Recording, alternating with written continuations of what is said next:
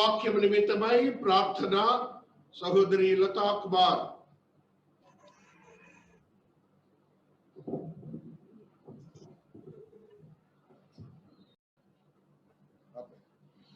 క్రీస్తునందు ప్రియమైన సంఘమా, దేవుని యొక్క శక్తివంతమైన నామమును బట్టి, ఆత్మదేవుని మహాశక్తిని బట్టి మనమందరమును సజీవులుగా ఉన్నాం. అంత మాత్రమే కాకుండా దేవాతి దేవుని ఆరాధించే సమూహంలో దేవాతి దేవుడే మనలను ప్రవేశపెట్టినందుకు మొట్టమొదటిగా దేవాతి దేవునికి కృతజ్ఞతలు చెల్లించబద్దలమవుతున్నాం. హల్లెలూయా!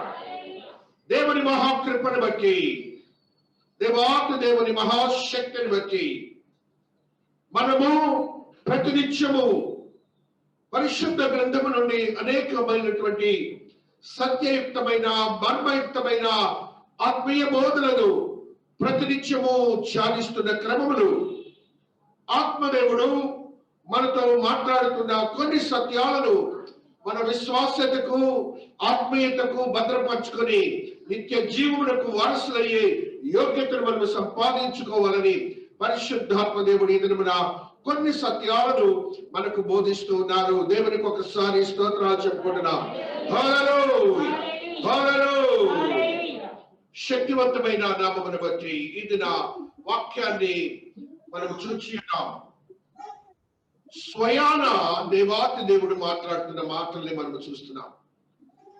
స్వయాన అనగా ఒక ప్రవక్త ద్వారా కాదు, ఒక బోధకుని ద్వారా కాదు, లేక ఒక మనుష్యుని ద్వారా కాదు, ఆయనే స్వయంగా మాట్లాడుతున్నటువంటి మాటలు ఇవి. కాబట్టి ఆయన స్వయంగా మాట్లాడుతున్నారంటే there is no mistake in the word, there is no spelling mistake in the word, and then even in the audio. ఆ మాటలో ఒక పొల్లు గాని ఒక మాట గాని తప్పదు అని మీరు గ్రహించాలి. ఎప్పుడైనా యేసుక్రీస్తు వారు చెప్తున్న మాటలు, తండ్రి అయిన దేవుడు చెప్తున్న మాటలు, పరిశుద్ధాత్మ చెప్తున్న మాటలు, ప్రవక్తలు మాటల్లో పొల్లుపోతుందేమో, కానీ పొల్లుపోదు. అక్షరము కూడాను క్రొత్తది రాదు, పాతది పోదు. దేవునికి ఒకసారి స్తోత్రాలు. అలాంటి దేవుడు మాట్లాడుతున్న మాట ఏమిటంటే, శిష్యులైన వారు యేసయ్య దగ్గరకు వచ్చారు. వచ్చి యోహాను ప్రార్థన చేయటం మొదలు పెట్టాడు, మాకు కూడా ప్రార్థన చేయమని అడుగుతున్నారు. ఇక్కడ కంపారిటివ్ స్టడీ వచ్చింది. అనగా ఒక భక్తుడైనటువంటి యోహాను వారి శిష్యులకి ఏదో చెప్పారు, కాబట్టి మీరు కూడా మాకు చెప్పాలని వీళ్ళు అడుగుతున్నారు. మీరెప్పుడు కూడాను ఒకరి బోధన గురించి మీరు వెళ్ళకండి, ఒకరి బోధన ఉన్న సత్యాల గురించి వెళ్ళకండి. పరిశుద్ధ గ్రంథంలో ఏ సత్యం ఉన్నదో ఆ సత్యాన్ని గురించే మీరు ప్రాకులాడండి.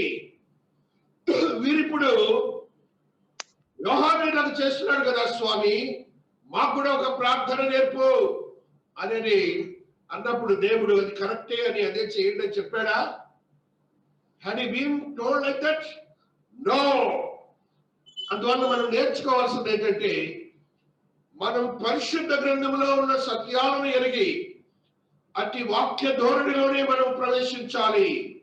ఒక నూతనమైన అనుభవాలతో కూడిన ఈకోస్ స్పెల్లింగ్స్ మనం చూస్తే బాగా చెవులకు అందంగా ఆనందంగా ఉంటాయి, వినటానికి సొప్పుగా ఉంటాయి, అయితే సత్యం ఉన్నదు. యోహాను చెప్పింది నేను తప్పని చెప్పను, కానీ వాక్యాన్ని బోధకు సంబంధించినంత వరకు ఈ గ్రంథములకు రిలేటివ్గా ఉంటేనే మీరు వినండి. అదర్వైజ్ వారి సొంత జ్ఞానాన్ని తీసుకొని రాకండి. కాబట్టి ఈయన మాట్లాడుతున్న మాటలో సత్యం ఏంటంటే, మీరు అడిగారు, దేవుడు అన్నాడు, మీకెందుకు అలాగ అన్నాడా? No no no no. చూడండి, మొట్టమొదటి 11వ అధ్యాయము 1వ వచనాన్ని మనం చదువుకుంటూ వస్తున్నాం. ఆయన ఒక చోట ప్రార్థన చేయుచుండెను. ప్రార్థన చాలించిన తరువాత ఆయన శిష్యులలో ఒకడు ప్రభువా యోహాను తన శిష్యులకు నేర్పినట్టుగా మాకును ప్రార్థన చేయ నేర్పుమని ఆయన అడిగాను. ఆ బోధకుడు యేసయ్యను గురించి ముందస్తు దేవుడు పంపినటువంటి బోధకుడే. ఆయన క్రీస్తు వారి గురించి తెలియజేసినటువంటి బోధకుడే. అయితే ఆయన నా కొరకే వచ్చాడు కాబట్టి అది చెయ్యండి అని అన్నాడు ఆ దేవుడు అనలేదు. చాలా సున్నితమైన విషయం. ఈ దినాల్లో మనము వాక్యాన్ని అనేక మంది యొక్క వాక్యానికే పరిగెత్తుతున్నాం, కానీ పరిశుద్ధ గ్రంథం యొక్క వాక్యానికి పరిగెత్తట్లేదు. The very much complicated issue to bring in your minds. మీ యొక్క మనస్సులోనికి దీనిని ఎలాగ తెచ్చుకోవాలో మీరు బలపరచుకోండి. పరిశుద్ధ గ్రంథాన్ని తీసుకోండి. నేను ఆ యొక్క మాటను టీవీలో యూట్యూబ్ లో 2,000 మంది వస్తుంటే విన్నానని ఆయన ఎవరో చెప్తుంటే విన్నానని చెప్తున్నారు. అది బైబిల్లోదా లేకపోతే ఎక్కడదా?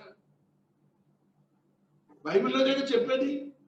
బైబిల్లోది కానప్పుడే నువ్వు దానికోసం ప్రాకులాడతావు.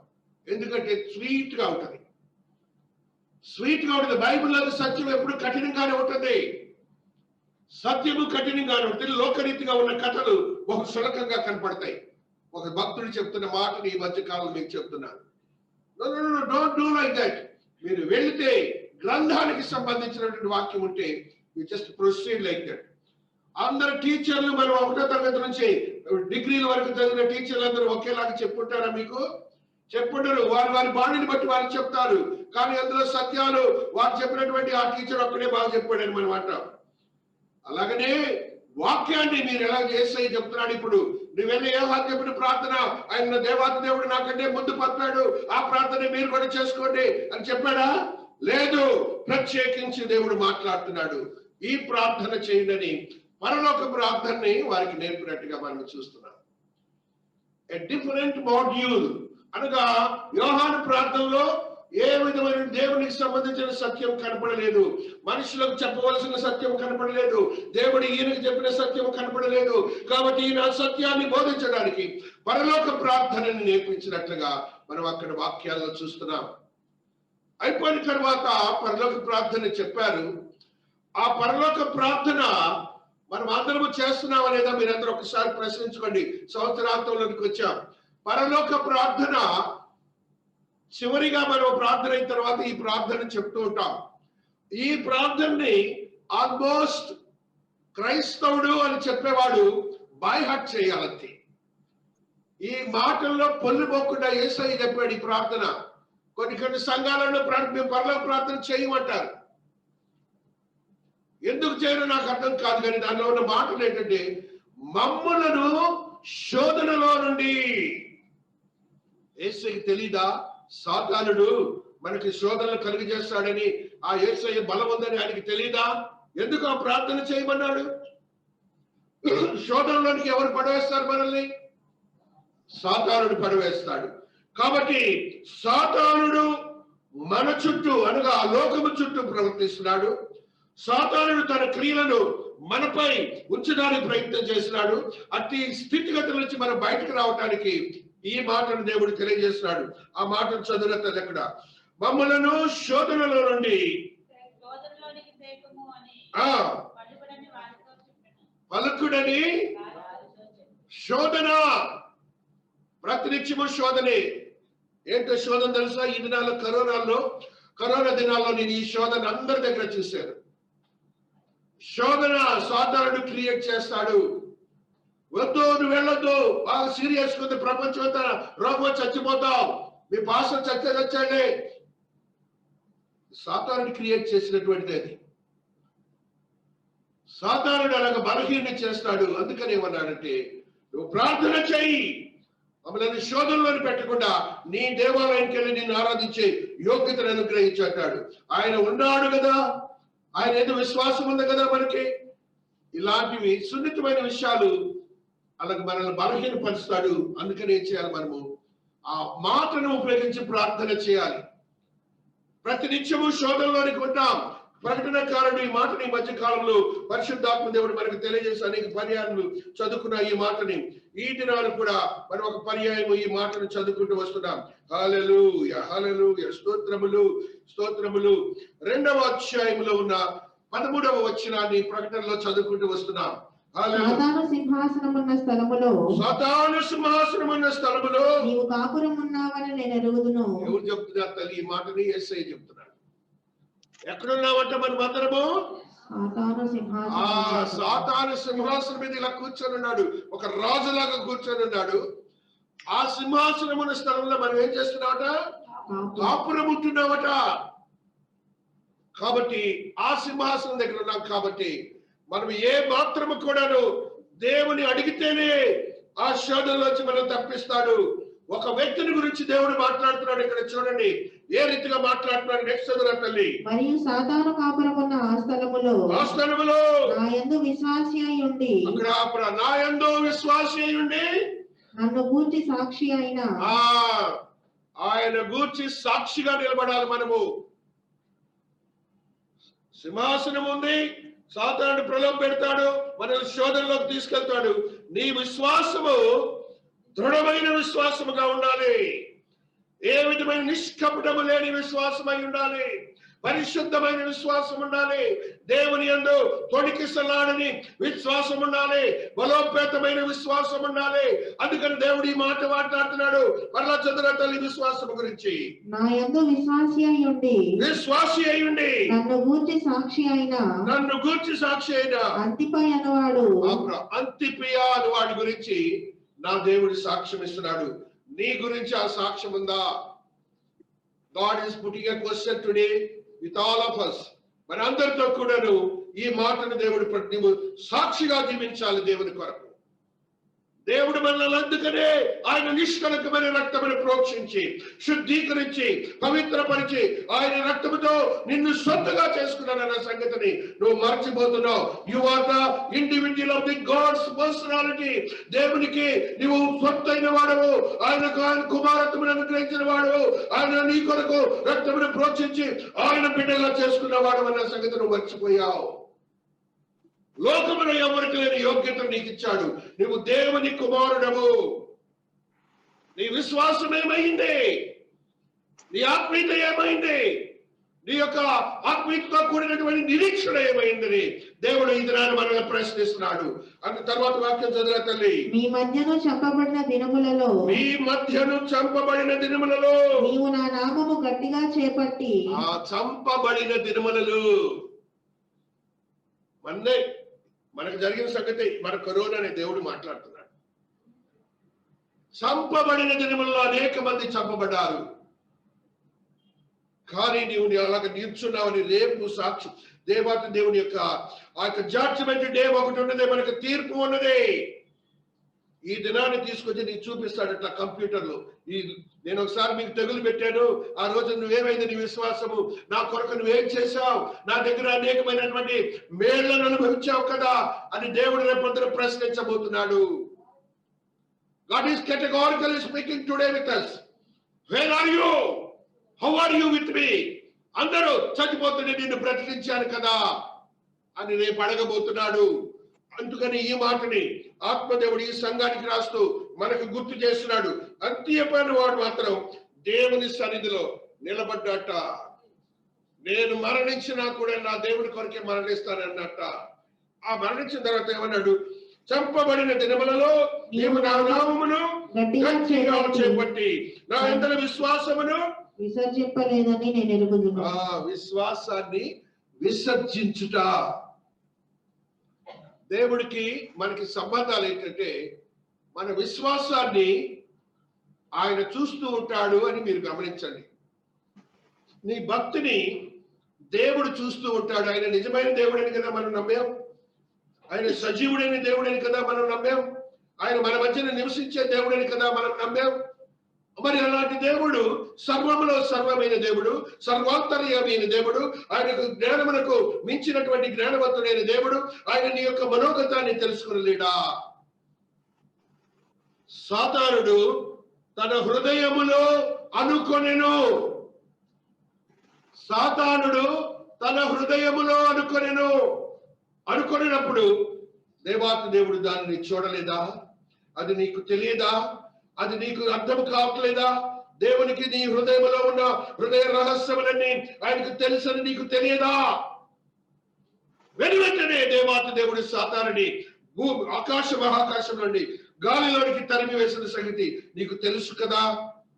కాబట్టి నీ హృదయంలో ఉన్నటువంటి అవిశ్వాస్యతను అక్కడ ఏం మాట్లాడాడు ఆత్మదేవుడు? గట్టిగా చేపట్టి. అంతే, ఆ యొక్క విశ్వాసాన్ని నువ్వు గట్టిగా చేపట్టి ఆయన కొరకు జీవించేవాడిగా ఉండటానికి నీవు ప్రయత్నము చేయాలి. దేవుడు నీ కొరకు సాక్ష్యం ఇస్తాడు. దేవుడు నీ కొరకు ఒక టెస్ట్ మనీ ఇవ్వబోతున్నాడని నీవు గ్రహించాలని ఈ దినాల్లో ఆత్మదేవుడు మనతో మాట్లాడుతున్నటువంటి ఈ సత్యాన్ని మనం గ్రహించాలని పరిశుద్ధాత్మ దేవుడు మాట్లాడుతూ వస్తున్నాడు. కాబట్టి క్రీస్తునందు ప్రియమైనటువంటి వారులారా, మన విశ్వాసత ఏమైనది? ఆ యొక్క సాతానుడి యొక్క బంధకముల నుంచి మనము బయటకు రావటానికి జాగ్రత్తగా ఉండండి. నీ విశ్వాసాన్ని గట్టిగా చేపట్టుకుని మీరు ప్రయత్నం చేయండి. ఆయన ఎలాంటి వాడు? యోహాను భక్తుడు ఒకసారి మనకు తెలియజేస్తున్నాడు. చూడండి, 1 యోహానులో ఉన్న 3వ అధ్యాయంలో ఉన్న ఈ సత్యాన్ని మనం చదువుకుంటూ వస్తున్నాం. 20వ వచనము, ఇందువలన మనము సత్య సంబంధులమని ఎరుగుదము. ఏంట? దేవుడు మన హృదయముల కంటే నీ హృదయంలో ఉన్న విషయాల కంటే నీ దేవుడికి ఎక్కువ తెలుసు.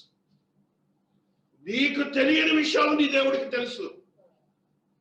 అధికుడు, హృదయముల కంటే అధికుడు. హృదయాన్ని ఇక్కడ ఏం చేశాడంటే నౌన్ ఫామ్ లో చెప్తున్నాడు దేవుడు ఇక్కడ. అనగా నీ అంతరంగ పురుషుని గురించి చెప్తున్నాడు. నీ అంతరంగ పురుషుని కంటే ఆయన అధికుడు, అత్యధికమైనటువంటి జ్ఞానము కలవాడు. నీ హృదయ రహస్యములు ఆయనకి తెలుసు. నీ విశ్వాసానికి తెలుసు. నీ నిరీక్షణానికి తెలుసు. నీ పరిశుద్ధతానికి తెలుసు. నీ యొక్క భక్తి తత్పరత ఆయనకి తెలుసు అని నువ్వు గ్రహించాలి. తర్వాత చదువురా తల్లి, సమస్తమును. ఈ మాటను కూడా గుర్తుంచుకోండి. నీకు తెలియకపోవచ్చేమో, నీ ప్రక్కవానికి తెలియకపోవచ్చేమో, నీ కాపరికి తెలియకపోవచ్చేమో, నీ చుట్టుపక్కల వారికి తెలియకపోవచ్చేమో, ఆయనకి మాత్రం ఏమంటున్నాడో తల్లి? సమతరం కొద్దిగా అంటున్నాడా? జాగ్రత్త సుమి, you are worshiping a god who knows everybody's heart and mind and soul. నీవు ఎవరిని వర్షిప్ చేస్తున్నావు తెలుసా? ఆయన సృష్టికర్త అయిన దేవుడని నువ్వు గుర్తించుకోవాలి ఎప్పుడు కూడా. నీ యొక్క నాసిక రంధ్రంలోనికి ఆయన ప్రాణవాయువును, జీవాత్మను వదిలేడని కూడా నువ్వు గుర్తించుకోవాలి.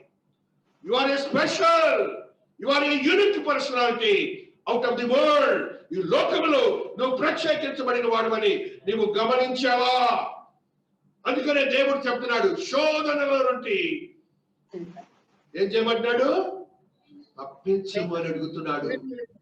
శోధనలో పడిపోకండి. ప్రతిదీ కూడాను మనకు సత్యములా కనపడుతుంది. ఆ సత్యములా కనపడిన దాంట్లో నిన్ను బలహీనపరిచేసి సాతాను ఇంటికి వచ్చేటప్పటికే నిన్ను ఆ సత్యంలో నుంచి అసత్యంలోనికి తీసుకొని వెళ్ళి ఇది తప్ప, ఇది రైటా అని నిన్ను బలహీనపరుస్తాడు. నిన్న 6 కాపర్లు వచ్చారు నా బర్త్డే అని. యూపీఎఫ్ ప్రెసిడెంట్లు, సెక్రటరీలు అందరూ. అందులో డిస్కషన్ వచ్చి ఒక కాపర్ అడుగుతున్నాడు, 3 4 జ్ఞానం వెళ్ళింది అని అడుగుతున్నారు. బైబిల్ ఏది రాసింటే అదే నమ్ము. రెండో మాటలు మాట్లాడుతాను, ఎవడని చెప్తే వినొద్దండి. అంతేనా? బైబిల్ కంటే నువ్వు దాన్ని బట్టే కదా ఆయన దగ్గరికి వచ్చావు. కాపరికి కూడా బలహీన పరిస్థితులను తీసుకొని వస్తాడు. ఉంటాయి, విశ్లేషణలు ఉంటాయి. థియలాజికల్ స్టడీస్ లో విశ్లేషణ ఉంటుంది. ఆ యొక్క కామెంటరీలు ఉంటాయి. ఆ యొక్క దేవుని యొక్క చరిత్రను బట్టి వారు ఏ దేశం వాళ్ళో కూడా చెప్పడానికి ప్రయత్నం చేస్తారు. బైబిల్లో రాయలేదు. తూర్పు దేశం అన్నాడు అంతే, మన తూర్పు దేశం అంతే. ఎవరికైతే తూర్పు దేశంలో ఉండే వాళ్ళందరూ నా దేశం అనుకోవచ్చు. 3 జ్ఞానులు అన్నాడు, మ్యాగీ అంటారు. 3 ఈ మాట చెప్పాను. బైబిల్ ఏమి రాసింది అదే నా మీకు దాని గురించి డిస్కషన్ ఇక్కడ లేదని చెప్పాను. ఎందుకు ఈ డిస్కషన్ వచ్చిందంటే, మేము జర్మనీ వెళ్ళాం. కోలన్ అనే ప్రాంతానికి వెళ్ళాం. జర్మనీలో కొలన్ అనే ప్రాంతంలో పెద్ద చర్చ్ ఉంది. Largest church in Europe. ఆ చర్చ్కి వెళ్ళినప్పుడు వాళ్ళు చెప్పారు, ఈ పుల్పిట్ కింద ముగ్గురు జ్ఞానుల యొక్క సమాధులు ఉన్నాయని చెప్పారు. ఇక వెంటనే థియాలజీలోకి వెళ్ళిపోయారు, డిస్కషన్స్ లోకి మొదలు పెట్టడం. అప్పుడు ఈ ప్రశ్న వచ్చింది అనమాట. ఆ ముగ్గురు జ్ఞానుల జ్ఞాపకార్థం అక్కడ ఆ చర్చిని కట్టారు. ఆ చర్చిలో ఉన్నటువంటి ఈ యొక్క భూమి మీద బంగారపు ప్లేట్ తో కట్టారు. దేవునికి స్తోత్రాలు చెప్పండి. ఆ చర్చి బెల్లని సంవత్సరానికి 3 సార్లు కొడతారు. ఆ బెల్లని మనం చూడాలంటే మనలాంటి దర్శకులు ఎల్లికలా పండుకుంటే కానీ అది కనపడదు, అంత హైట్ ఉంటుంది అనమాట. కాబట్టి వెయిటెస్ట్ ఆఫ్ ది వెయిట్ బెల్ అక్కడ పెట్టారు. ఇదంతా డిస్కషన్ లో వచ్చి కాపర్ని ఏం చేసింది, బలహీనంలోకి తీసుకొని వెళ్ళింది. అందుకని అలా డిస్కషన్ లోకి వెళ్ళదు, శోధనలో పడిపోతాం. మనం శోధనలో పడిపోయి బైబిల్ మర్చిపోతాం. మేరీకి పెళ్ళైందా, మేరీకి పెళ్లి లేదా, ఆమె దాని పిల్లలు ఉన్నారు, ఈ ప్రశ్నలు కూడా ఉన్నాయి వాళ్ళ రోజున. Don't go to discussions. బైబిల్లో ఏం రాశారు దాన్ని మాట్లాడుకుందాం. ఆమెకు పిల్లలు ఉన్నారా లేదా అనంత మనకి ఇవన్నీ కూడాను పత్రికల్లో ఒక మాట రాస్తాడు ఆత్మదేవుడు. ఆ మాటను చదువుకుందాం. హల్లెలూయా హల్లెలూయా. 9వ వచనం 3వ అధ్యాయం తీతులో ఈ మాటలను మనం చూస్తున్నాం. తీతు 3:9 వచనం. అవివేక తర్కములను, వంశావళులను, కలహములను,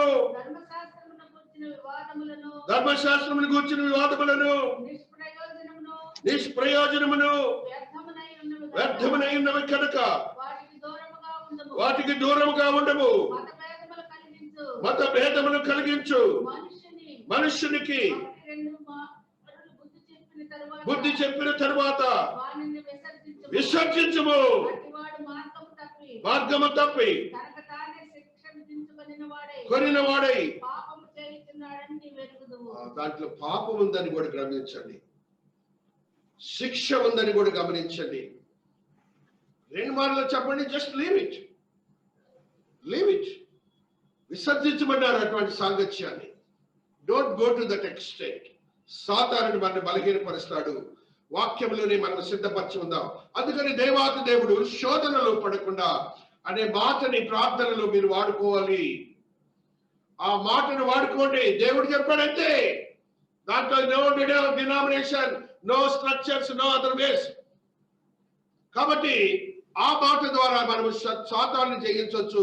నీ దేవుడు నీకు సహాయం చేస్తాడు. దేవుడికి ఒకసారి స్తోత్రాలు చెప్పండి. హల్లెలూయా. ఆత్మదేవుని మహాకృపను బట్టి ప్రార్థన అయిపోయింది, పరలోక ప్రార్థన అయిపోయింది. దేవాతి దేవుడు మరలా ఒక సత్యాన్ని చదువు. మరియు అని కంజక్టివ్ సెంటెన్స్ అక్కడ చూడండి. అక్కడ నా 5వ వచనంలో మరియు ఆ ప్రార్థన చెప్పారు దేవుడు. ఆ ప్రార్థన చెప్పిన తర్వాత దాని కనెక్టివిటీ ఏం చెప్తున్నాడంటే దేవుడు మరియు అనే కంజక్టివ్ వర్డ్ అక్కడ అంటున్నాడు. ఏం వాడుతున్నాడో చూడండి. ఈ మాటని జాగ్రత్తగా వినాలి అందరూ కూడాను. మరియు ఆయన వారితో ఇట్లా నేను మరియు ఆయన వారితో, అది దానికి కంటిన్యూషన్ గా సంబంధించినటువంటి మాటని మీరు గమనించాలి. మరియు వారితో ఆయన ఈ మాట ఇట్లా నేను, మీలో ఎవరికైనా ఒక స్నేహితుడు ఉండగా అతడు అర్ధరాత్రి వేళ ఆ స్నేహితుని యొద్దకు వెళ్ళి, స్నేహితుడా నాకు 3 రొట్టెలు బదులిమ్ము. 3 రొట్టెలు బదులిమ్ము. అక్కడ కాపురా తల్లి. స్నేహాల గురించి దేవుడు చెప్తా ఉన్నాడు. స్నేహం అంటే దానికి ఏ విధముగాను డిస్టింక్షన్స్ ఉండవు. క్యాస్ట్ ఉండదు, రిలీజన్ ఉండదు, మరి వయస్సు ఉండదు, ఏముండదు. స్నేహితుడికి ఒక ఆలోచన ఒక్కటే కలిసి ఉంటుంది, ఒకే ఆలోచన ఉంటుంది. ఆ ఆలోచన బట్టి మాత్రమే స్నేహితులుగా అవుతారు. దానికి ఏమాత్రం కూడా డిఫరెంట్ ఎనాలజీస్ ఉండవని మీరు గమనించాలి. కాబట్టి స్నేహితుడి గురించి దేవుడు, మా స్నేహితుడికి నిర్వచనం నేను చెప్తున్నాను. స్నేహితుడికి నిర్వచనం ఏంటంటే వారికి తెలిసిందని ఒకటే, ఒకరిని ఒకరు ప్రేమించుకొని ఒకరిని ఒకరు త్యాగం చేసుకునే స్థితిని ఆ స్నేహం అంటాడు. 9th క్లాస్ లో జాన్ కీట్స్ అనే ఒక ఇంగ్లీష్ పోయం చదువుకున్నాం. A friend in need is a friend indeed. John Keats అని 28 years old boy is that more than the Shakespeare. Shakespeare కంటే కూడా గొప్ప అధికమైనటువంటి ఇంగ్లీషు కవిత్వములో పోయములు రాసేవాడుగా ఉంటున్నాడు. ఆ బిడ్డ 28 years గా చనిపోయాడు. అప్పటికే అద్భుతమైనటువంటి పద్యాలు రాసే ఆయన తెలియజేస్తున్న మాట ఏంటంటే ఫ్రెండ్ ఇండీడ్ ఇస్ ఏ అంతే. ఫ్రెండ్ అంటే ఫ్రెండ్, వాళ్ళిద్దరు ఇలాగ చచ్చిపోవాల్సిందే, ఇలాగ మరణించాల్సిందే. అదే ఫ్రెండ్ అంటే ఆ ఫ్రెండ్ గురించి నా దేవుడు చెప్తున్నాడు. ఏమని చెప్తున్నాడంటే అందరూ ఆ రోజు నిద్రపోతున్నారు, ఫ్రెండ్లు ఇద్దరు నిద్రపోతున్నారు. ఒక ఫ్రెండ్ ఇంటికి ఇంకో ఫ్రెండ్ వచ్చాడు. స్నేహితుడు కూడా లక్షణం ఏంటి? అవసరతలో ఉన్నప్పుడు వారికి సహాయం చేసేవాడే స్నేహితుడు, వారి కొరకు ప్రాకులాడేవాడే స్నేహితుడు, వారి కొరకు నీవు ఆత్మీయతగా కూడినటువంటి ప్రతి స్థితిని అనుగ్రహించేవాడే స్నేహితుడు. అటువంటి ఆలోచన స్నేహితుడు. వీడి దగ్గర కొట్టేయాలని వస్తాడు నీ దగ్గరికి. ఈ దినాల్లో స్నేహితులు నేను చూశాను. ఈ తాగుబోతుల వ్యవహారం ఉంటుంది అక్కడ. ఈ తాగుబోతుల వ్యవహారంలో ఉన్నవాడు ఆ ఫ్రెండ్ ఎలా చేస్తాడంటే రోజు సాయంత్రం తాగడానికి వాడి దగ్గరికి వస్తాడు. వాడి దగ్గర డబ్బులు ఉండవు, వాటికి అందుకు స్నేహం చేస్తాడు. This is one sort of స్నేహం. వాడికి ఏం కావాలి? స్నేహితుడు కావాలి కాబట్టి తాగడానికి పెట్టుకుంటాడు. వీడు మరణించినా కూడా లెక్కే చేయడు. కాదు, స్నేహితుడికి అది డెఫినేషన్ కాదు. నా స్నేహితుడు అనే మాటని మనం చూసినప్పుడు దేవుడు ఈ భూలోకంలో ఉన్నప్పుడు ఆయన శిష్యుల గురించి మాట్లాడినప్పుడు ఒక స్నేహితుడికి ఒకడు ప్రాణము పెట్టుకుని ఉంటే ఏమైనటువంటి అధికమైనది ఏది లేదని యోహాను సువార్తలు ఆత్మదేవుడు తెలియజేస్తున్న మాటని మనం చూస్తూ వస్తున్నాం. యోహాను సువార్తలు ఆత్మదేవుడు మాట్లాడుతున్న మాటని మనం చూస్తూ వస్తున్నాం. హల్లెలూయా హల్లెలూయా, స్తోత్రములు స్తోత్రములు స్తోత్రములు. 13వ వచనము 15వ అధ్యాయము. తన స్నేహితుల కొరకు తన ప్రాణము పెట్టువాని కంటే ఎక్కువైన ప్రేమ గలవాడు ఎవడునూ లేడు. లేడు. తాగడానికి కాదు, పేకాడటానికి కాదు, ఒక స్త్రీల కొరకు కాదు. ఇప్పుడైతే స్త్రీలు ఒక స్త్రీని 6 ప్రేమిస్తారు, ఆ స్త్రీ 7 ప్రేమిస్తుంది. ఏమిటి ఇదంతా? సాతానుడు శోధన. అసలు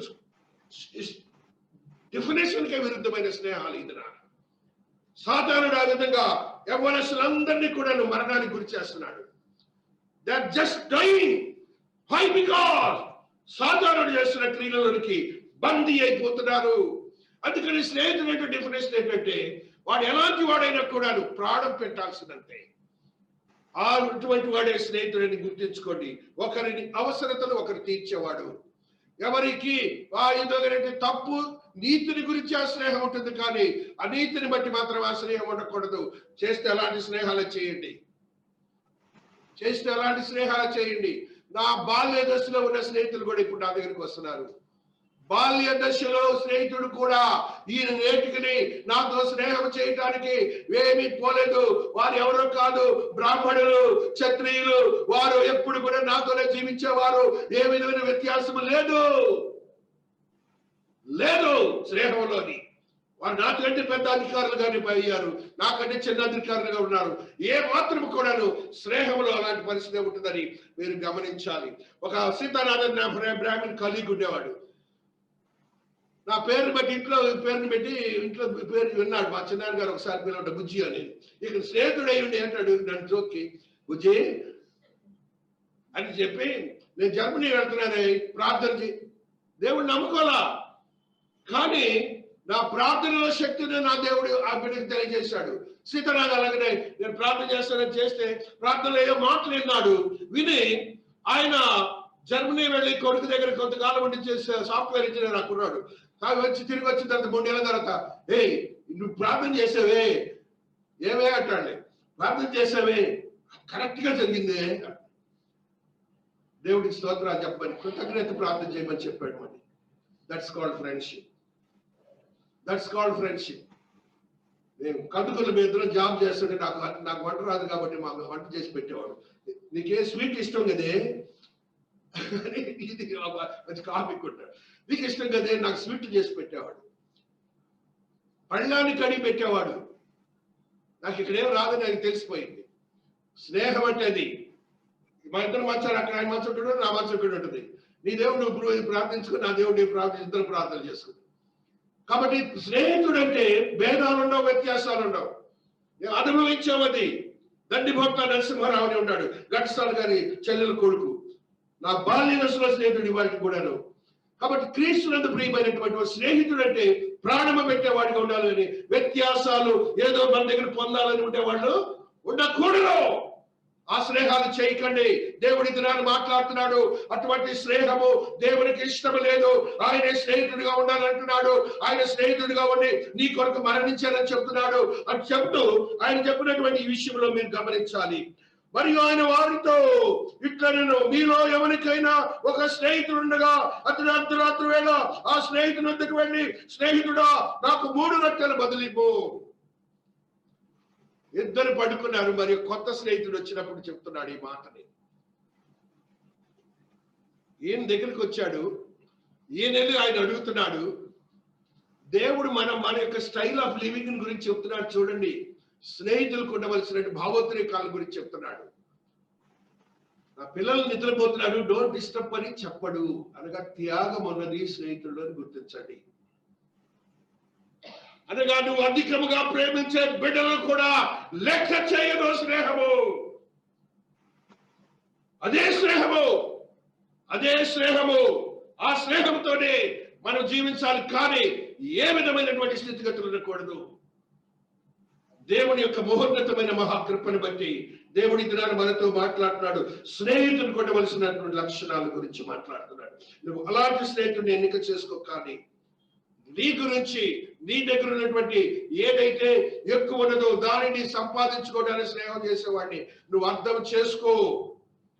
అలాంటి వాడు కాదు మనకు కావాల్సింది. ఒకరిని ఒకరు త్యాగం చేసుకునేవాడు కావాలి.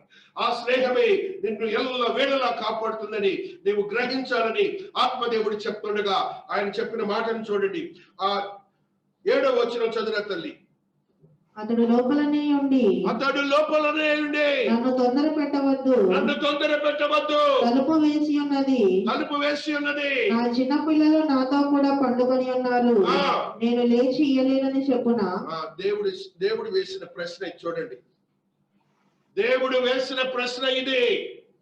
అనగా విశ్వాస జీవితంలో జీవిస్తున్నటువంటి మనము, నీ యొక్క సహవాసంలో జీవిస్తున్నటువంటి మనమందరం కూడా స్నేహితులుగా గుర్తించుకోండి. మనమందరం సహవాసంలో స్నేహితులము. నా దేవుడు మనకు స్నేహితుడు. మనము ఒకరికొకరము స్నేహితులము. ఒకరికొకరము వారి బాధలను పంచుకునే వారిగా ఉండాలి. ఆ బాధలలో నీవు చేయవలసినటువంటి స్థితి ఏంటంటే ప్రార్థన చేసే స్థితి నీకున్నది. ప్రార్థన ద్వారా దేవుణ్ణి అడగబట్టున్నాడు. ప్రార్థన ద్వారా అడగబట్టు ఆయన ఒక క్యాప్షన్ మనకి ఇచ్చాడు, ఒక వాగ్దానాన్ని మనకి ఇచ్చాడు. ఏ విధమైన వాగ్దానం ఇచ్చాడంటే చూడండి, 10వ వచనాన్ని మనం చదువుతూ వస్తున్నాం. ఏమంటున్నాడు? అడుగు ప్రతి వానికి ఇవ్వబడును, వెదకు వానికి దొరకను, తట్టు వానికి తీయబడునని. అక్కడ ఏమో మాటలు వాడాడు? అడుగువానికి, నెక్స్ట్ వెదకువానికి, తట్టువానికి. అంటే 3 తెలుగు మాటలు మీరు గమనించండి. 3 తెలుగు మాటలు. వెదకువారు, నెక్స్ట్ అడుగువారు, తట్టువారు. అనగా తట్టువారు అంటే ఎవరు? నీవు వేరే స్నేహంలో కానీ వేరే పనిలో కానీ నిమగ్నమైపోయి ఆ పనిలో నువ్వు ఉంటే, ఒకరి సహాయం చేయలేని పరిస్థితి ఉంటే, ఆ పరిస్థితిలో కూడాను దేవాది దేవుడిని తట్టినప్పుడు నీకు ఆశ్చర్యకరమైన స్థితిని ఇస్తాడు. అది తట్టుతండి.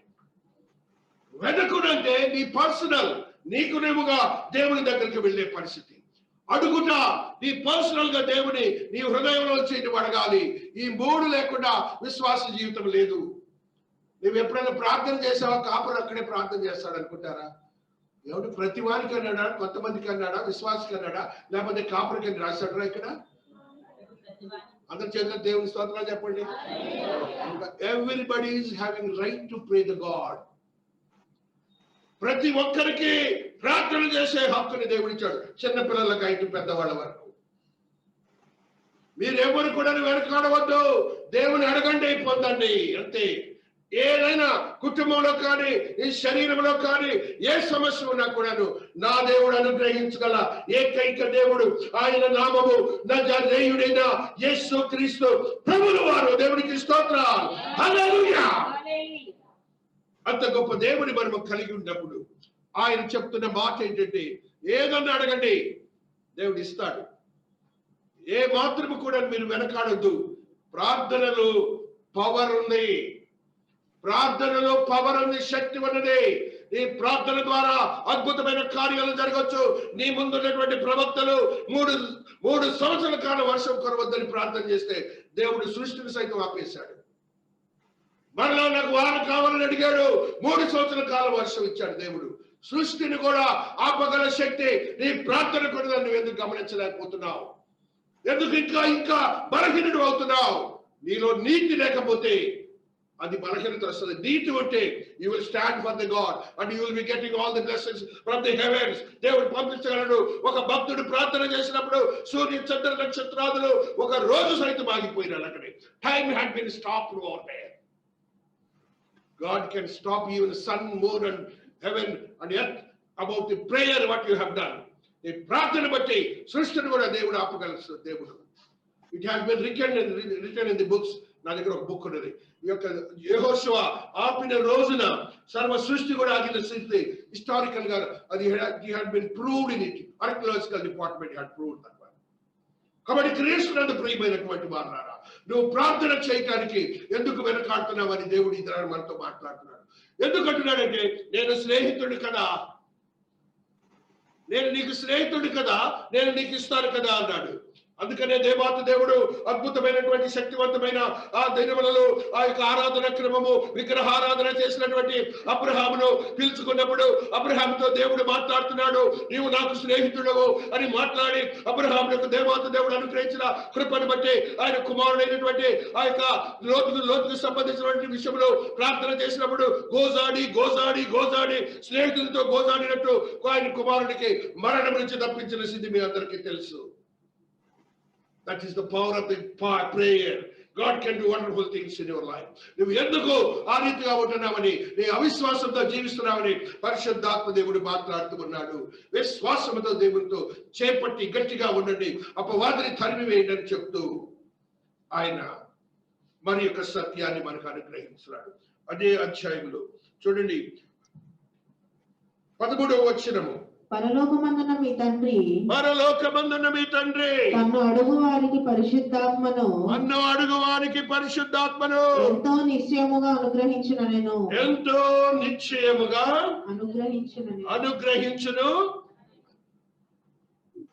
ఏంటి మళ్ళా ఇది? ప్రార్థన చేయమన్నాడు, ఎంత అవసరమన్నా ఇస్తానన్నాడు. ఇప్పుడు ఏమంటున్నాడంటే దేవాతి దేవుడు తండ్రి కుమార పరిశుద్ధాత్మ నామములతో దేవుడిని మనం పిలుచుకుంటాం. ఆయనే నీతో వచ్చి ఉంటానంటున్నాడు. దేవునికి స్తోత్రాలు చెప్పండి. నీకు ఈ లోక మెటీరియలిస్టిక్ ఇష్యూస్ కాదు. దేవాతి దేవుడే నీలోనికి వచ్చి నీతో ఉండి నిన్ను మాట్లాడించి నీకు కావలసిన ఈవులను గ్రహిస్తానని అంటున్నాడు. ఆయనే వస్తానంటున్నాడండి. దేవునికి స్తోత్రాలు చెప్పండి. ఏ మెటీరియల్ ఏమి కాదు, నేనే వచ్చి నీతో ఉంటానని చెప్తున్నాడండి. నీవు ఎందుకు ఇంకా వెనకాడుతున్నావు? ఎందుకు దేవుని మహోన్నతమైన కృపను పొందలేకపోతున్నావని దేవాతి దేవుడు నిన్ను కూడా ప్రశ్నిస్తున్నాడు. ఎంతమంది పరిశుద్ధాత్మను పొందారు? ఎంతమంది ఆత్మతో నింపబడి దేవుని దగ్గర నుంచి శక్తివంతమైన క్రియలు మీరు అనుభవిస్తున్నారు? God is questioning. అదేదో కాపరకని మీరు అనుకోవద్దు. విశ్వాసులందరూ కూడా అనుభవించవచ్చు. దేవుని సన్నిధిని అనుభవించు, దేవుని కృపను అనుభవించవచ్చు. అద్భుతమైన కార్యములు మన జీవితంలో మనం అనుభవించవచ్చు. పేదరికములో ఉంటే నీకు పేదరికాన్ని తెలియచేయడు. నీవు రోగముతో ఉంటే నీకు రోగమును తెలియచేయడు. నీ కుటుంబంలో బిడ్డల విషయంలో వేదన ఉంటే ఆ వేదనను తెలియజేయడు. ఎందుకంటే ఆయన నీతో ఉన్నాడు కాబట్టి సరి అయిన సమయంలో అద్భుతమైన కార్యములో నీకు చేయగల దేవుడిని నువ్వు గ్రహించాలి. ఎందుకు అటు ఇటు పరిగెత్తుతావు?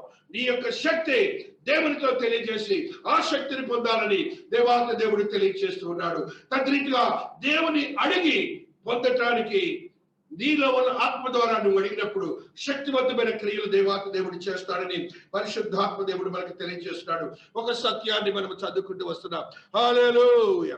యెషయా భక్తుడు 55వ అధ్యాయము 6వ వచనాన్ని చదువుకుంటూ వస్తున్నాం. హల్లెలూయా, హల్లెలూయా, స్తోత్రం, స్తోత్రం. ఏంటిట? యెహోవా మీకు దొరకు కాలమునందు ఆయనను అక్కడ కాపాడిన తల్లి. అంటే దొరకని కాలం ఏదైనా ఉందంట?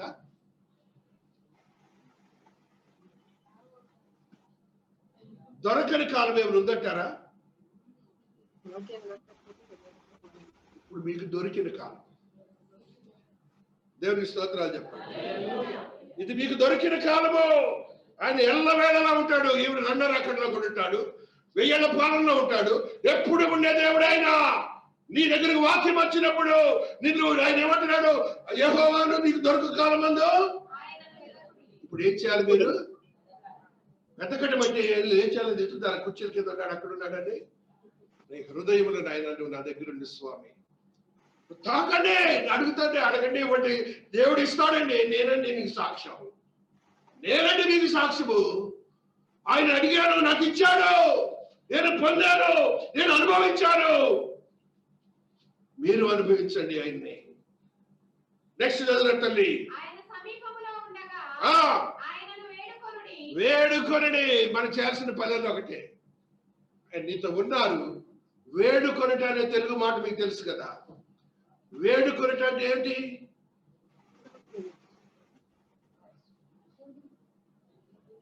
నీలో ఉన్నటువంటి భక్తి తత్పరతను, బాధను రెండిటిని కలిపి ఆయనతో పెట్టే ఓడే వేడుకొనుట. అందులో ఒక అద్భుతమైనటువంటి ఆశ్చర్యకరమైనటువంటి యోచనతో కూడినటువంటి మహిమాన్వితమైనటువంటి స్థితి అక్కడ ఏర్పడుతుంది. ఆ వేడుకొనుటలో నీకును దేవునికి ఒక సంబంధం ఏర్పడుతుంది. అద్భుతమైన శక్తి ఆయన నీకు ప్రసారం చేసే స్థితి అనమాట. అది వేడుకొనడం ఎవరికి అర్థం కాదు, నీకును ఆయనకే తెలుస్తుంది. ఇంగ్లీష్ లో దాన్ని ఏమంటారంటే బ్లిస్, BLISS. అంటే ఈ యొక్క ఆనందము, బహుమోన్నతమైన ఆనందము ఎవరికి అర్థం కాదు. అప్పుడు వేడుకోండి, నీకు దొరికాడు కాబట్టి నాయనా అని నువ్వు అడుగు.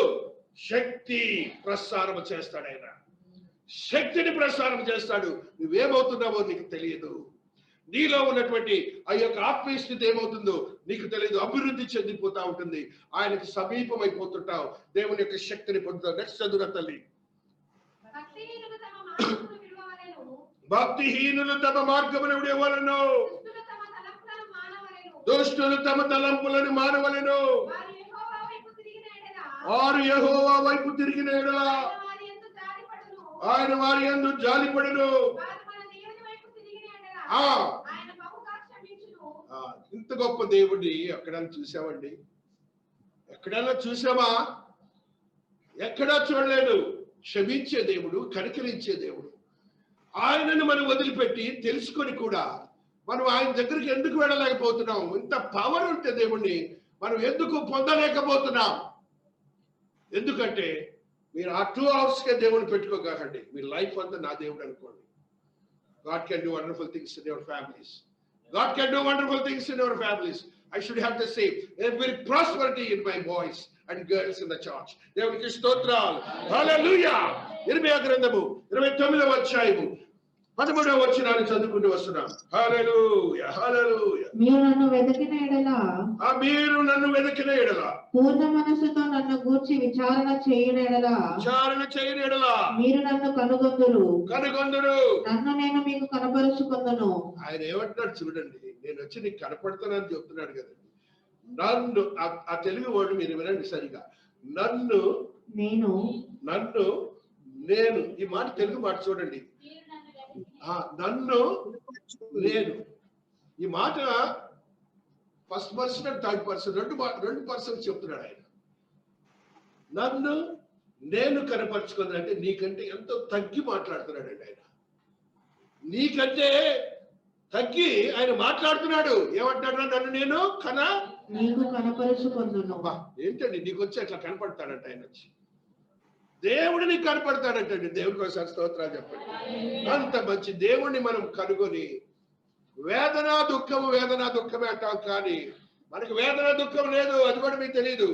రక్షింపబడిన స్త్రీలకి పురుషులకి విశ్వాసులకి చెప్తున్నాను, మనం అనుకున్న సమస్యలు బట్టి వేదన అనుకుంటున్నాం, కానీ మనకి వేదన లేదు, మనకి సంతోషమే. ఆయన మనతో ఉంటాడు కాబట్టి. తర్వాత ఏముంది అక్కడ? ఇదే యెహోవా వాక్కు. ఏంటట? ఇదే యెహోవా వాక్కు. ఎందుకని ఆ మాట వాడాలి తెలుగులో? ఇదే యెహోవా వాక్కు అని ఎందుకు మాట్లాడాలి? అథారిటీలో చెప్తున్నాడు.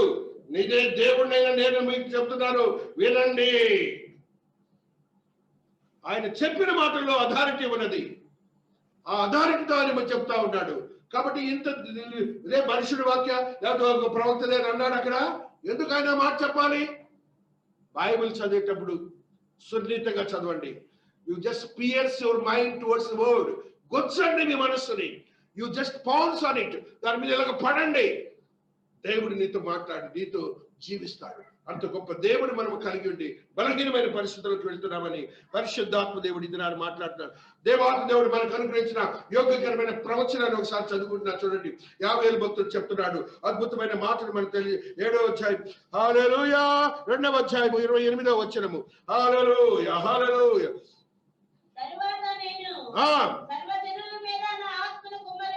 అక్కడ కాపురా, సర్వజనుల మీద దేవునికి ఒకసారి స్తోత్రాలు చెప్పండి. దేవునికి ఒకసారి స్తోత్రాలు. సర్వజనుల మీద ఆయన ఆత్మను కుమ్మరిస్తాడు. irrespective of the saving people. రక్షింపబడిన వారికి కూడా కాదు, అన్యుడి మీద కూడా దేవుడు ఇస్తాడు. ఎందుకు ఇస్తాడు తెలుసా? రక్షించాలని ప్రతి ఒక్కరిని. మళ్ళా తర్వాత ఎవరికైనా కుమార్తెలు ఉంటే వాళ్ళ గురించి దేవుడికి ఇప్పుడు తెలియజేసుకోండి. నా కుమార్తె కూడా ప్రవచనాలు చెప్పాలండి. ఆయన ఇచ్చిన వాగ్దానాన్ని నా బిడ్డలు నెరవేర్చడానికి మీరు చెప్పండి. వాళ్ళ చదువులో తల్లి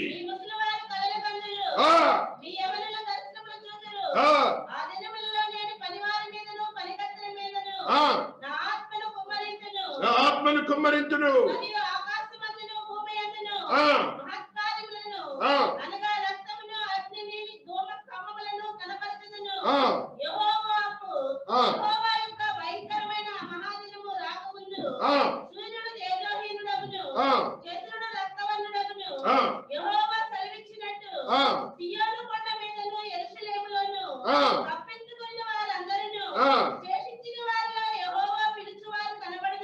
చాలా తలాపు. ఈ యొక్క ప్రవచనం ఇప్పుడు నెరవేరుతుందా చెప్పండి. వారానికి ఒకసారి సూర్యుడు బ్లూ వస్తున్నాడు, చంద్రుడు బ్లూగా వస్తున్నాడు అని మీరు వింటున్నారా? ప్రవచనాలు చెప్పేవాళ్ళు వస్తున్నారని మీకు తెలుస్తుందా? గ్రామాల్లోకి నేను ఒకసారి వెళ్ళాను, కడపలో. ఇది ఇంటీరియర్ ప్లేస్. అది ఆ ప్లేస్కి వెళ్ళినప్పుడు నేను అప్పటికి దేవునితో బాగా పరిశుద్ధాత్మ వస్తుడే ఉద్యోగాలు చేస్తున్నా. రేడింగ్ లో గ్రామంలో నేను రేడ్ చేస్తా ఉన్నాను. స్టాఫ్ అంతా అటువంటి ఇటు వెళ్ళిపోయారు, నేను తిరుగుతా ఉన్నాను. ఒక చోటుకు వెళ్ళేటప్పుడు ఒక స్త్రీ, అపవాది పట్టబడిన స్త్రీ, నన్ను చూడగానే నుంచొని పళ్ళు కొరుకుతా ఉంది. నేను యూనిఫామ్ లోనే ఉన్నా. నన్ను చూసి నా దగ్గర ఏముంది? పరిశుద్ధాత్మ ఉంది. ఆ స్త్రీలో ఏముంది? దురాత్మ ఉంది. నాకు తెలుసు. స్టాఫ్ అంటారు, సార్ వేసేస్తుంటారు, వ్యాన్లో వేస్తావు సార్ వద్దు, నాకు తెలుసు ఏముందో అంటారు స్త్రీ దగ్గర. వద్దు వద్దు వద్దు వాకండి అన్న. ఇట్లా అన్నా నేను. ఇంట్లోకి వెళ్తా ఆకుంది. దేవుని స్తోత్రాలు చెప్పండి. దేవుడు ఆత్మను మన మీద కురిపిస్తాడు, మనం అనుభవించాలి. ఆయన వాగ్దానాలని మనం అనుభవించాలి. ఇక్కడ అమ్మగారు మీకు ఎప్పుడు చూద్దాం, మరిగొచ్చోళ్ళు అట్లా ఉంటుంది. ఎదగండి.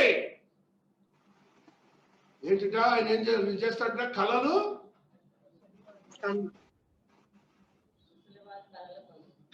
కందరు. రాత్రి ఒకసారి కళ కందంటే నాకు ఉదయాన్నే చెబుతుంది నాకు మీ పాస్టర్ గారు. ఆ తుపాకి పెట్టి నేను పేల్పించారట. పేల్పిస్తే తూటిపడి చచ్చిపోవాలి కదా, బూడిదైపోయాడంట. Satan had been died and burnt yesterday night. దేవునికి స్తోత్రాలు చెప్పండి. దేవునికి స్తోత్రాలు చెప్పండి. ఆమె చేతిలో తుపాకుని నేను ఇలా కాల్చానట. దేవుడు మన చేత దర్శనాల ద్వారా మనకి తెలియచేస్తాడు. which the Satan had been enriched around in and around the places it had been killed, and had been made it as a dust. కాబట్టి క్రీస్తునందు ప్రియమైన ఇదే ప్రవచనాన్ని అపొస్తలుల కార్యములు మీరు చూస్తారు. It had been reiterated in the acts లో ఆత్మదేవుడు రాశాడు. ఎందుకంటే క్రొత్త నిబంధన భక్తులైనటువంటి మనకి ఈ యొక్క వాగ్దానం మంద కాబట్టి మనకు తెలియజేయడానికి 4వ అధ్యాయం అనుకుని చూడండి. మనుషులందరి మీద ఆత్మను కుమ్మరించెదరు, ప్రవచించెదరు, కలుగును.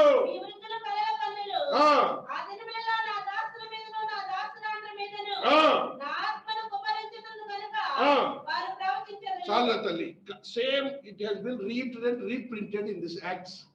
క్రొత్త నిబంధనలో మన తిరిగి రాశాడు దేవుడు. మీరు మెట్ల మీద ఎప్పుడైనా చదువుంటారేమో మన ఫ్లెక్సీల్లో ఇది ఉంటుంది చూడండి, ఈ ప్రవచనం ఉంటుంది. ఎందుకంటే నా దర్శనమైదే నాది. కాబట్టి క్రీస్తునందు ప్రియమైనటువంటి వాళ్ళ ఆత్మ నాకు తెలియదు. ఆత్మ గురించి వాక్యం చెప్పడం తెలియదు, మీకు తెలుసలేదు. ఆత్మ గురించి వాక్యం ఎప్పుడు చెప్పడా నేను నా ఇనిషియల్ డేస్ లో ఓన్లీ డిక్షనరీలు చూసి లేకపోతే కామెంటరీలు చూసి లేకపోతే బైబిల్ చూసి రాసుకొని చెప్పాను. ఇవాళ కూడా చెప్తున్నా మీతో ఆత్మ గురించి దేవుడు అలాగే మెటమార్ఫసిస్ తీసుకొచ్చాడు. ఇనిషియల్ డేస్ లో ఉన్న భక్తులందరికీ తెలుసు నా యొక్క మెసేజ్ యొక్క స్టేటస్. ఆత్మను దేవుడు ఇస్తాడు, ఆత్మను పొందాలి. ఆత్మతో నింపబడినటువంటి వారు మనము. దేవుడు ఇచ్చిన వాగ్దానం నెరవేరుస్తుంది కాబట్టి ఆయన నిజమైన దేవుడు. దేవుని కోసం స్తోత్రాలు చెప్పండి. హల్లెలూయా. మరి యొక్క సత్యాన్ని చదువుకుంటూ వస్తున్నాం. దేవాత్మ దేవుడు ఈ రీతిగా మాట్లాడుతూ వస్తున్నాడు. హల్లెలూయా. అపొస్తలుల కార్యములు 1వ అధ్యాయం 8వ వచనాన్ని చదువుకుంటున్నాం. హల్లెలూయా, హల్లెలూయా. అయినను పరిశుద్ధాత్మ ఈ వీధికి వచ్చినప్పుడు శక్తి నందుదురు కనుక యెరూషలేములోను అందరిను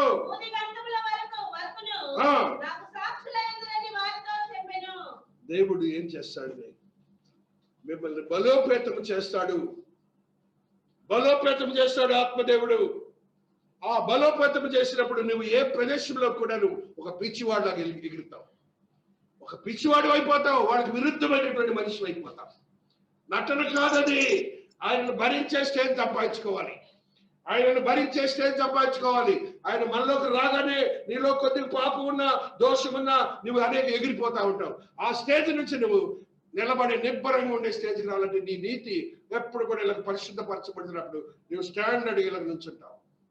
that's called power of the Holy Ghost. కాబట్టి ఆ యొక్క ఆత్మను నువ్వు పొందటానికి వీలైన యోగ్యతను నువ్వు అడుగు. దేవుడు ఇవ్వబోతున్నాడు. ఈ మాట కూడా మన మెట్టుల దగ్గర రాసినట్టు చూడండి. నిశ్చయముగా మీకు అనుగ్రహించిన అనే మాటని. నిశ్చయము అంటే సర్టనిటీ, CERTAINITY, సర్టనిటీ. ఈ గివ్స్ ఇట్. దాంట్లో ఏమాత్రం కూడా అంబిగ్విటీ లేదు. తీసేయడు. మాట చెప్పాడంటే చెప్పేస్తాడు. అద్భుతమైన దేవుడు ఆయన. ఆ శక్తిని మీరు పొందాలి. ఇంకా ఎందుకు లోకముపై ఆధారపడతారు? దేవుడు మన చేతిలో ఉన్నాడండి, మనతో ఉన్నాడండి. ఏ మాత్రం కూడా ఆ దేవుడిని మీరు మర్చిపోకండి. ఆయన నీకు ఆశీర్వాదాలు ఇస్తాడండి. అనేకమైన సమస్యలు అంటారు. ఏ సమస్య ఉన్నా కూడా ఆయన నిన్ను ప్యూరిఫై చేయడానికే కానీ, ఆయన నీకు సమీపం చేసుకోవడానికే కానీ దూరస్తులు చేసుకోవడానికి కాదండి. ఆ రీతిగా మన యొక్క ఆత్మీయతను బలపరచుకోవాలని పరిశుద్ధాత్మ దేవుడు మనకు తెలియజేస్తున్నాడు. భక్తుడైనటువంటి యాకోబు ఏ రీతిగా దేవుని సన్నిధిలో ఆశీర్వాదం పొందడానికి పోరాడేదో మనం చూస్తున్నాం. ఆదికాండము 32వ అధ్యాయము 26వ వచనాన్ని చదువుకుంటూ వస్తున్నాం. ఆదికాండము 32:26 చక్కగా చదువుకొని మూసేద్దాం. నన్ను పోనిమ్మనగా అతడు ఏంటట? అంతకుముందు మాట అది కావాలి. నవ్వును ప్రణవును అడ్జెక్టివ్ ఇవన్నీ మీరు నేర్చుకోవాలి. యాడ్వర్బ్. ఏంటి ఏమంటున్నాడు అక్కడ? నీవు నన్ను ఆశీర్వదించితేనే కానీ. ఆ మాటలో ఎంత బలం ఉందో చూడండి. యాకోబు నేర్పిస్తున్నాడు, పోరాడుతున్నాడు. నువ్వు నన్ను ఆశీర్వదించాలి దేవా. పోరాడుతున్నాడండి దేవుడు. నువ్వు పోరాడు దేవుడితో. ఏమంటారా? దేవుడు ఏమైనా ఆశీర్వదించానే కానీ దేవుడు పాని కాకండి. ఆయన కానీ ఏమైనా పనులు ఉంటాయి. కాళ్ళు పట్టుకోరండి, గట్టి పట్టుకో. అట్లా పట్టుకోండి ప్రార్థనలో. పట్టుకోండి, ఆయన మా కాడు పట్టుకోండి.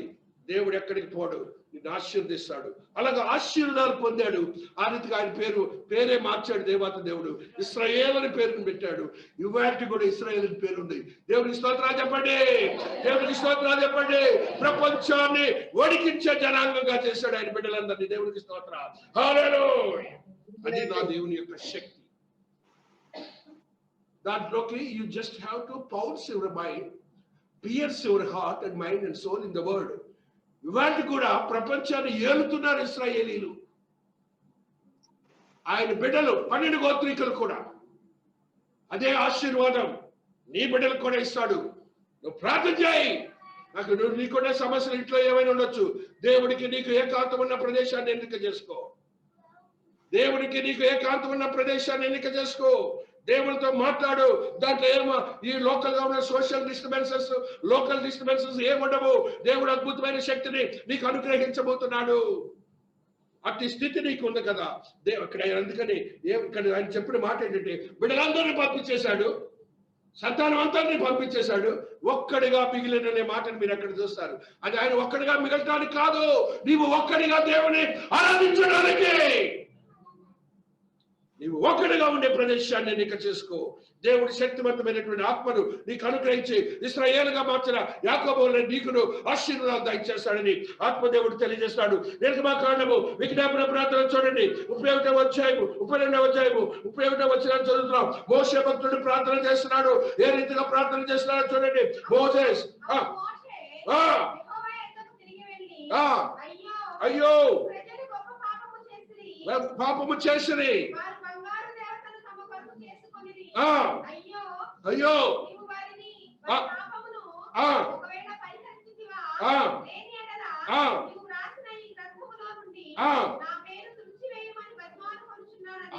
విజ్ఞాపన ప్రార్థన ఇది.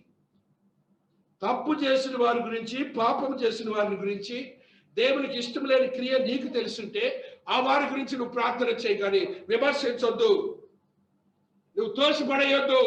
దేవుని అడుగు, దేవుడు అద్భుతమైన కార్యం నీకు చేస్తాడు. ఇంకేమంటున్నాడు తెలుసా? వాళ్ళని నువ్వు మరణానికి గురి చేస్తే నన్ను కూడా మరణానికి గురి చేయమని, నా పేరు కూడా తీసే స్వామి అంటున్నాడు. దేవుడికి కనికరికి సంపన్నుడు కదా. ఏంటి నా భక్తుడు ఇలాగ అడుగుతున్నాడని వారిని క్షమించింది. దేవుడికి స్తోత్రాలు చెప్పండి. 1 రాజుల గ్రంథము 3వ అధ్యాయం 7వ వచనములు అద్భుతమైన మాటని సమూయేలు భక్తుడు మాట సొలొమోను భక్తుడు చేసిన స్థితిని మనం గమనిస్తున్నాం. 1 రాజులు 3:7. నా దేవా యెహోవా, నీవు నా తండ్రి అయిన దావీదునకు బదులుగా నీ దాసుడనైన నన్ను రాజుగా నియమించి ఉన్నావు.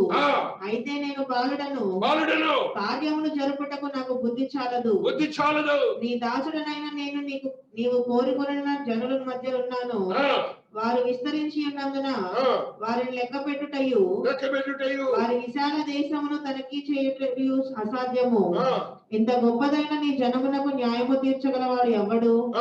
కాబట్టి నేను మంచి చెడ్డలు వివేచించి నీ జనులకు న్యాయము తీర్చినట్లు నీ దాసుడనైనా నాకు వివేకము గల హృదయము దయచేయము. వివేకము గల హృదయము దయచేయము.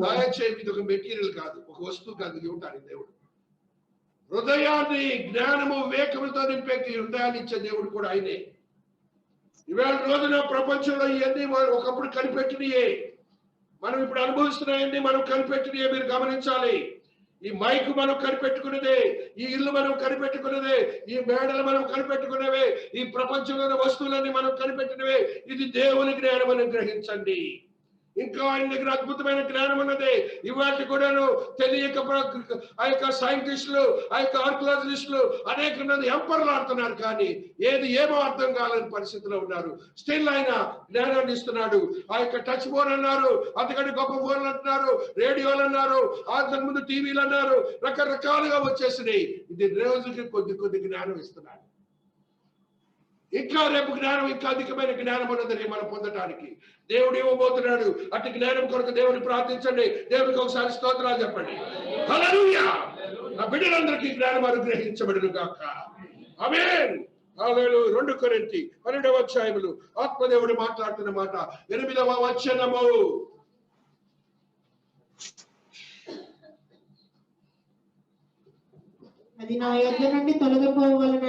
అది నా యొద్ద నుండి తొలగిపోవలనని దాని విషయమై కుమారు ప్రభువును వేడుకొంటిని అందుకు నా కృప నీకు చాలును బలహీనత యందు నా శక్తి పరిపూర్ణమగుచున్నదని ఆయన నాతో చెప్పెను. అక్కడ డైరెక్ట్ సెంటెన్స్ అంటారు దీన్ని, నాట్ ఇండైరెక్ట్ సెంటెన్స్. అనోటేషన్స్ అని మనం చిన్నప్పుడు చదువుకుంటాం. నాతో చెప్పాను. ఏం చెప్తున్నాడు భక్తుడు? ఎటువంటి వాడు ఈ భక్తుడు? యూరప్ ఖండం అంతా కూడా సువార్తీకరణ చేశాడు. ఆయన ఒకప్పుడు ధర్మశాస్త్రంలో నిష్ణాతుడై అనేక మందిని మరణానికి గురి చేసినటువంటి భక్తుడు. ఆయన అంటున్నాడు, నేను అద్భుతాలు చేశాను. ఆయన నీడను చూస్తేనే ఆయన శవాలు బయటకు లేచినాయి, రోగాలు వచ్చిన బయటకు వచ్చేసారు. అటువంటి వ్యక్తికి ఒక ముళ్ళును పెట్టాడు దేవాతి దేవుడు. ఆ ముళ్ళును పెట్టినప్పుడు దేవుడిని అడిగట, సాతాను యొక్క క్రియగా నీకు పెట్టాను, నువ్వు జాగ్రత్తగా ఉండు, నువ్వు అతిశయపడకుండా, నువ్వు విశ్వాసతలో నీతిలో ఉంటే ఒకవేళ నువ్వు అతిశయపడతావేమో, నాకున్నటువంటి ఈ యొక్క డిసిప్లిన్ బట్టి నువ్వు పోతావేమోనని నీకు అది పెట్టాను. అయితే నువ్వు ఏ బలహీనత వస్తుందో అప్పుడు నా శక్తిని నీకు ఇస్తానని చెప్తున్నాడు. కాబట్టి మీరు ఎప్పుడు కూడా భయపడకండి. ఆయన కృప నీకు, ఆయన కృప. ఆ వర్డ్ ఒకసారి చదువురా తల్లి. ఈ మాట అంతా కూడా మీరు సొంతం చేసుకోండి. ఆయన కృప నాకు చాలునండి. హల్లెలూయా. దేవుడు మిమ్మల్ని దీవించి ఆశీర్వదించి కృపలో భద్రపరిచి ఆత్మవశులను చేయుగాక. ఆమేన్, ఆమేన్. ప్రియమైన సంఘమా, దేవుని యొక్క మహోన్నతమైన మహాకృపను బట్టి, ఆత్మదేవుని మహాశక్తిని బట్టి ఉదయకాల ప్రార్థన ఆరాధనలో దేవాతి దేవుడు ఆత్మతో నింపినటువంటి ఆత్మ సత్యములు తెలియజేసినందుకు దేవునికి ఒకసారి కృతజ్ఞతలు చెల్లించుకుంటున్నాం.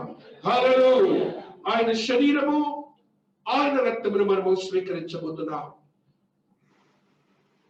అత్యంత శ్రేష్టమైనది, అత్యంత పరిశుద్ధమైనది, అత్యంత ఆత్మీయతతో కూడిన శక్తివంతమైన ఆయన శరీరాన్ని, ఆయన రక్తాన్ని మనం స్వీకరించుతుండగా మన ఆత్మలను, మన మనస్సులను, మన యొక్క శరీరములను స్థిరపరచుకొని ఆయనతో ఉండులాగిన ప్రార్థనలో కొనసాగుదాం. ఆయన మంచి దేవుడు, మంచి ఈవులను అనుగ్రహించే దేవుడు. ఆయనతో మాట్లాడండి. నేను ఇంకనూనైనా నేను పరిశుద్ధాత్మను పొందలేక నీ వాక్యానుసారం జీవించలేని పరిస్థితుల్లో ఉన్నాను. నాతో మాట్లాడు స్వామి, నాతో ఉండు స్వామి, నేను నీకు సాక్ష్యంగా ఉంటాను స్వామిని నీవు ప్రార్థన చేయి. దేవునితో అడుగు. కమ్యూనింగ్ అంటే commuting the mind to the God. విశ్వాసి ఆయన యొక్క మనస్సులో ఉన్నటువంటి వేదనను తెలియజేసేది ఈ యొక్క కమ్యూనియన్. కాబట్టి ఈ యొక్క బల్లారాధనలో, ప్రభురాత్రి భోజన సంస్కారంలో దేవునితో మాట్లాడు. దేవుడు ఈ సంవత్సర కాలంలో జరిగిన బలహీన పరిస్థితులన్నీ విడుదల చేయబోతున్నాడు, శక్తివంతము చేయబోతున్నాడు. ఒక నూతనమైన అనుభవంతో నిన్ను నింపబడుతున్నాడు. అట్టి స్థితిని ఈ యొక్క సంస్కారంలో దేవుడు అనుగ్రహించబోతున్నాడు. ప్రార్థనలో కొనసాగుదాం. వాక్యాన్ని మరొకసారి ఇప్పుడు చదువుకునే వాక్యమే కొరింథీయులకు రాసిన పత్రికలో ఉన్న ఈ సత్యాన్ని చదువుతూ వస్తున్నాం. కాబట్టి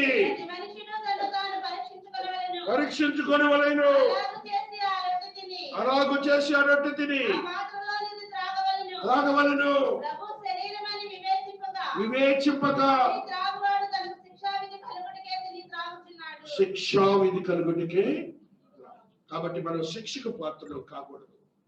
దేవుని యొక్క శక్తివంతమైనటువంటి నామములో ఉన్నటువంటి నీతియుక్తమైన స్థితిని, సంస్కారములు మనము ఆచరించాలంటే అత్యంత పరిశుద్ధమైనటువంటి సమయానికి వచ్చేవనండి.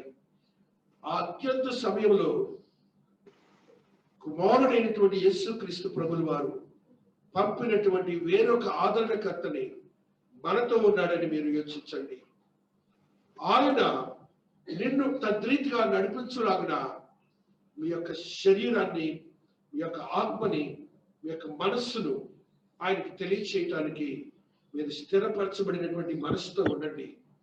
దేవుడు మీరు చేస్తున్న క్రియలు ఒక ఆశీర్వాదకరమైన క్రియ ఏమి చేయబోతున్నాడంటే నీ యొక్క నీతికి సంబంధించిన ఆటంకముగా ఉన్నటువంటి పాపములు, దోషములు, వాటిని కడిగి వేయబోతున్నాడు, శుద్ధీకరించబోతున్నాడు.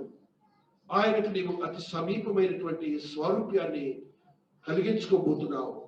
ఆ స్థితి నేను పొందబోతున్నానని వివేచన కలిగి ఆయన శరీరాన్ని, ఆయన రక్తాన్ని, అనగా శిలువమారుపై వ్రేలాడినటువంటి శరీరం అని నువ్వు గుర్తించుకోవాలి. శిలువమారుపై వ్రేలాడి రక్తమును ప్రోక్షించిన శరీరం అని, రక్తమని నువ్వు గ్రహించాలి. ఆ వివేచనతో ఆ శరీర రక్తంలోనికి మనం ప్రవేశిద్దాం. దేవాతి దేవుడు ఇట్టి ఆరాధన క్రమాన్ని ఆశీర్వదించి వాక్యమును భద్రపరిచి బిడ్డలకు నూతనమైన అనుభవాన్ని దయచేయబడుగాక. ఆయన